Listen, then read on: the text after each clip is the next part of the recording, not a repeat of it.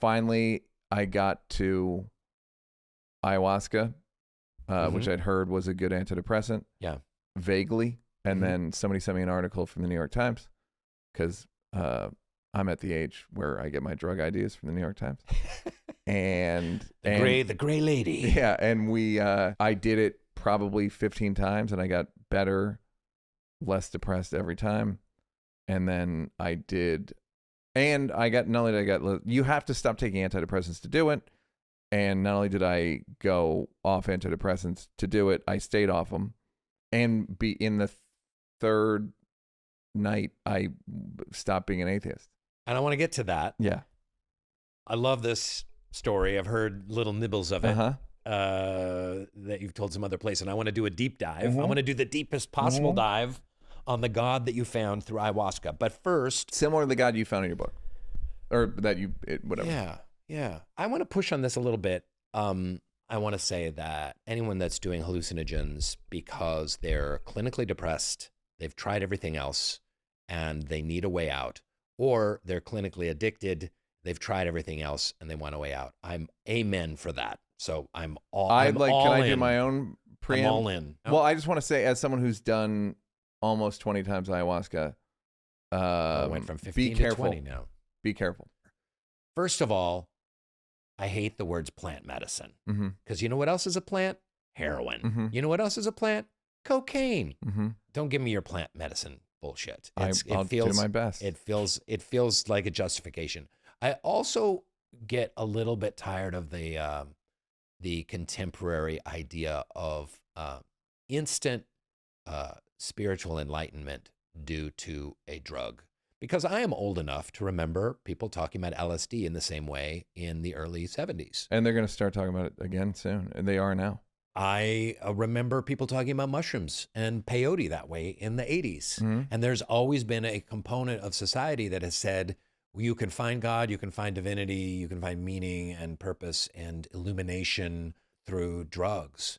And I get a little scared because you have all of these very powerful influencers talking about, doing ayahuasca or acid and hallucinogens, and it can be dangerous. I've also met I've met several people, including an uncle of mine, who've completely fried their brains from microdosing and overusing.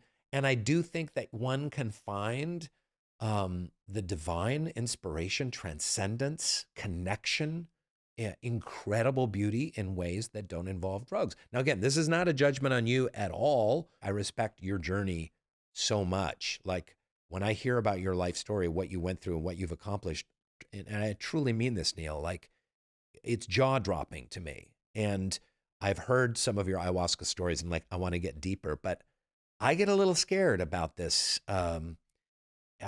Hey, everyone, jump on into the hallucinogen bandwagon. Totally agree. Yeah. Because the truth of it is, I've had two experiences that were.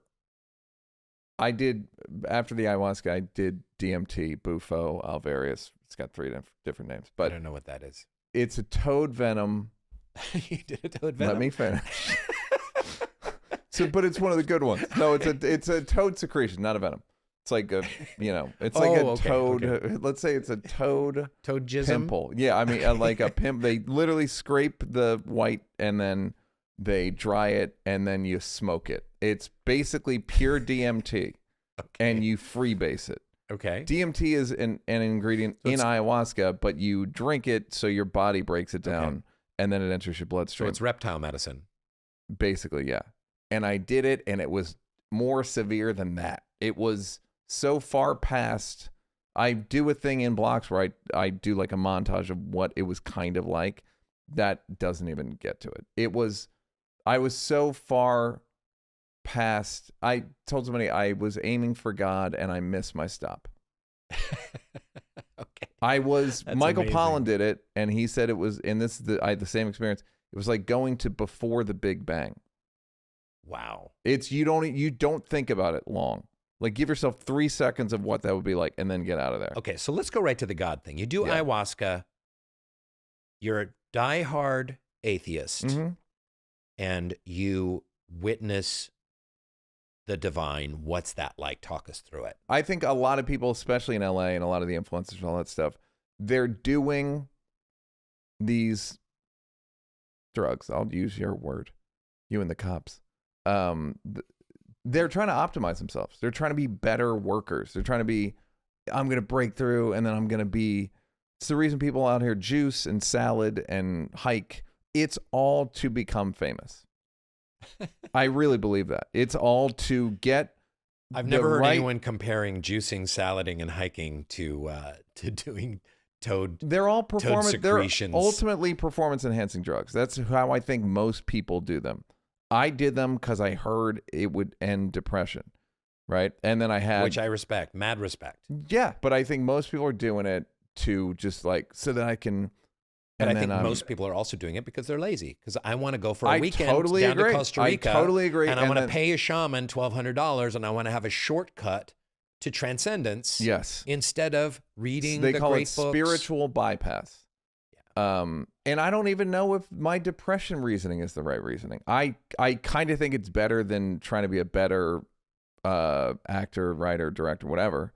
But that's my own judgment. So I do it first night. I do it one weekend, and I just had a really nice experience. Like a very pleasant. Mm-hmm. I cried for like 3 hours straight to the point, and I wasn't even crying. It was kind of joyful crying. I was crying about groups of people. I don't even like groups of people. I just was. It was like hypnotherapy. What were you diagnosed with about joy? Dysthymia. So was it the first time you experienced joy? It would not. Again, it's not like I never experienced it, but it's just always a little like I always had the feeling like there's better one than this. Yeah. So it was not quite that, but it was very, very, very loving and warm. That's great. Yeah.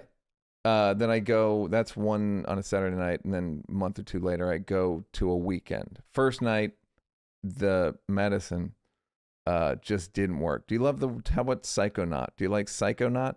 A buddy of mine named Carl Hart wrote a book called Drug Use for Grown-Ups that you would enjoy.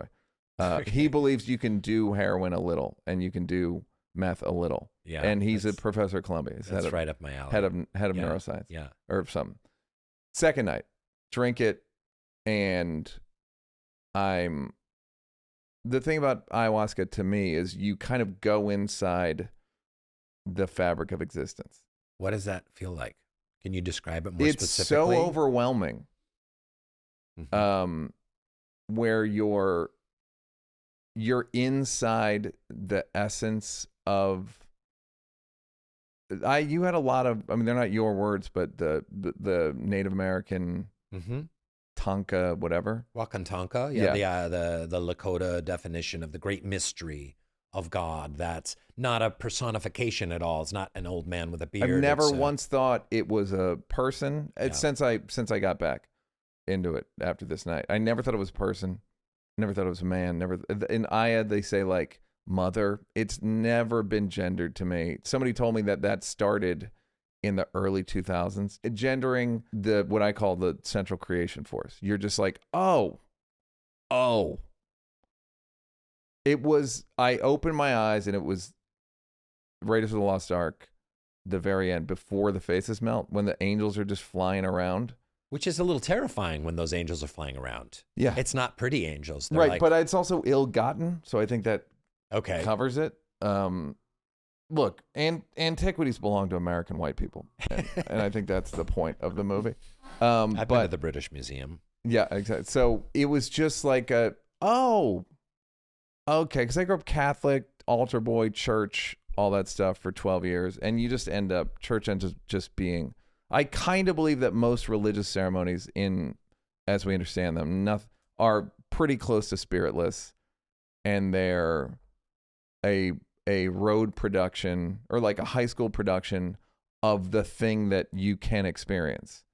There is a central. That's a great way of putting it. There is a central creation force, but it doesn't care about any of the things. It's like a community theater production of the Big Bang, as opposed to the Big Bang. Yes, itself. and like they do this, and they're like, that's ayahuasca. And the thing, the swing. The smoke.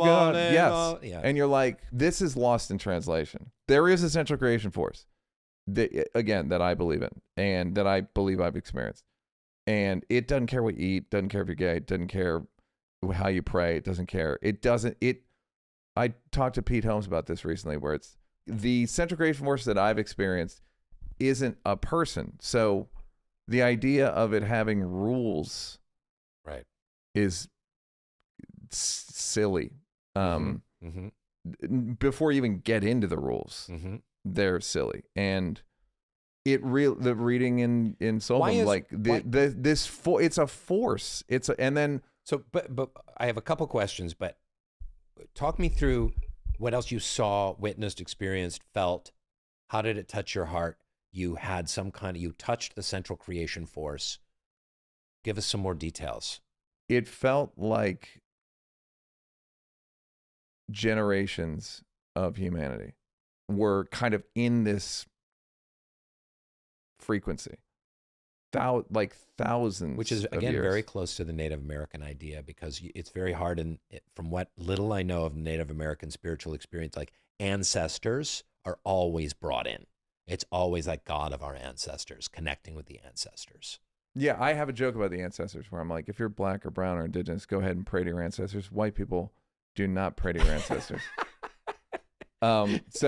So I didn't see pasty I Irish have an people. ancestor, a great-great-grandfather, who literally killed Native Americans by the score in North Dakota and Minnesota. So I'm not going to pray to his spirit.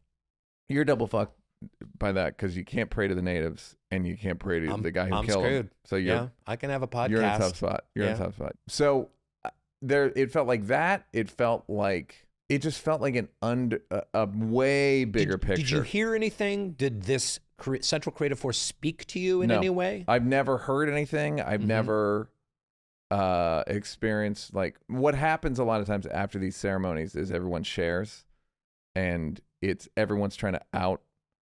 And I felt like the angels. Everyone's trying to out revelation and how special their experience was. Yeah, I don't have anything I can point to as, especially not on ayahuasca. A couple times ago. But how do you know that there's a central creation force from doing a drug? Couldn't you have someone who's an atheist said, like, well, you took a drug and it lit up this one part of your brain that made you believe that there was some force outside of yourself? I'm totally willing to accept that could also be true. Yeah. It sure doesn't feel like it. And what is your connection to this central creative force since ayahuasca? How does that work on a daily basis, on a weekly basis? Do you communicate with it? Are you able to touch it in meditation? Is there an aspect of prayer? Have you had glimpses of it in nature, in beautiful lovemaking, in witnessing I am of art? more loving. I am more loving. I'm funnier. This is after the DMT too, which is 8 months of, like, there was a couple days where I'm like, I think I'm gonna have to kill myself. It's like 2 years ago. I was like, I can't bear this, because I was that's awake and I was half here and half there. Yeah. So you meant you had to kill yourself during that I process because it was so unbearable. It was so unbearable. I wouldn't have wished it on Hitler. I remember thinking that, like, I wouldn't wish this on Adolf Hitler. I've heard that about ketamine and K-holes. I've heard about that, people feeling that exact I've same done thing. ketamine. I did ketamine treatment also.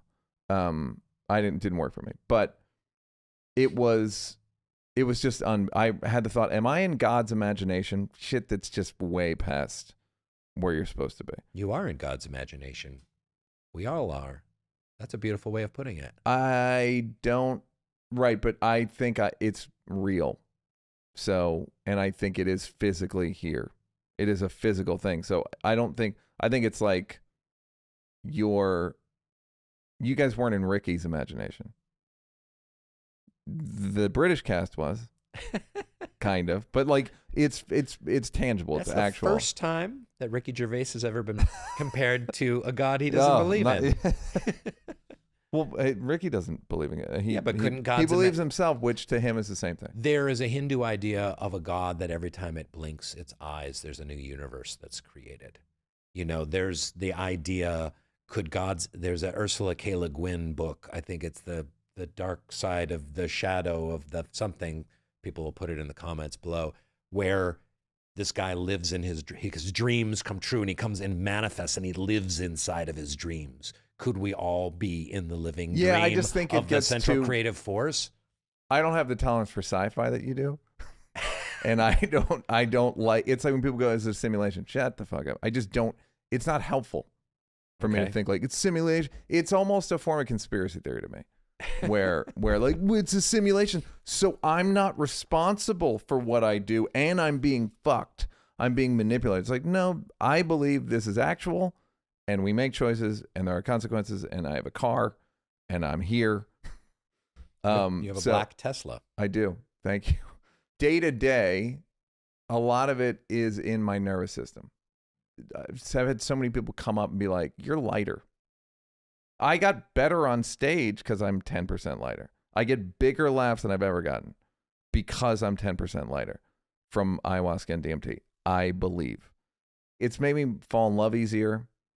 It gives me a little distance from my nervous system, from my reactive nervous system, a little bit. I yell less. I'm less like generally angry. I can watch myself more and like kind of, what are you doing? What would you have been like on this podcast? Angrier. For 3 or 4 years ago? Angrier. And would you have been a more judgy, like, who's this guy? Like, oh, this guy wants to talk about spirituality. No, I just wouldn't. No, I mean, sitcom actor. Like, would you have been kind of like? I would have been just generally angrier. Do you connect with this power at all, even in nature and something? I bring that up because, like, I do meditation pretty much daily, and I have this little bench out in my backyard, and I live in a really privileged place. I live in a really nice house with beautiful trees. Thank you. Sometimes I just can't meditate. So I just can't do it. Yeah. I'm just like, I can't fucking do this. And then I just sit and I just look. And there's a hummingbird, and there's the sunlight streaming through a 50-year-old olive tree, and there's a flower blooming, and I hear a cricket, and I am able to be like, I'm with God. This beauty, this majesty, this mystery, it almost makes me cry. It's just so beautiful. And then I just get to sit in witness of it. And that can be a kind of meditation. And maybe I'm, I've got hippie parents. So there's, I do have a hippie side of me. Yeah. Okay. So after the ayahuasca and after the DMT. Is that just dumb? No. Since I've done those two things in a major way and kind of opened up something in myself, whenever I do mushrooms or MDMA, it's that. Why do you keep doing them? How long are you going to keep doing these hallucinogens? I don't know. In a weird way, it kind of feels like upkeep, meaning I get a lot. It's a continuation of that spirit and that channel, and I get almost more from MDMA than I've got from ayahuasca and DMT. From MDMA, I've gotten my understanding of like, oh, this is nature is God. And I had another couple big things from MDMA that I am like that are shareable, whereas the Aya stuff is just more in your body. One of them was I'm a grudge holder, and one day on MDMA I was able to release all of my grudges with ease, with absolute ease, right? And then the next day I was like, why was that so easy for me? And it was because I was flooded with dopamine, oxytocin, the other one, and the other feel-good chemical. So it was easy for me to forgive people. It was like it was just an easy thing. Like some people are temperamentally more forgiving. I would argue because they have better chemicals. I realized the reason I'm so sort of obsessed with justice and fairness and retribution is because those are the chemicals I have.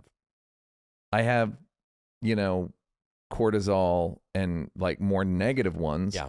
And the way cortisol to me organizes itself is vengeance, righteousness. Yeah. Those are sort of like the smiles of cortisol is like that organizational thing. So that got me to, I don't even believe what I think I believe. It's just what the chemicals are telling me I believe. Hey, did you like that video? Why don't you click on this one? Or maybe watch this one? Or click over here.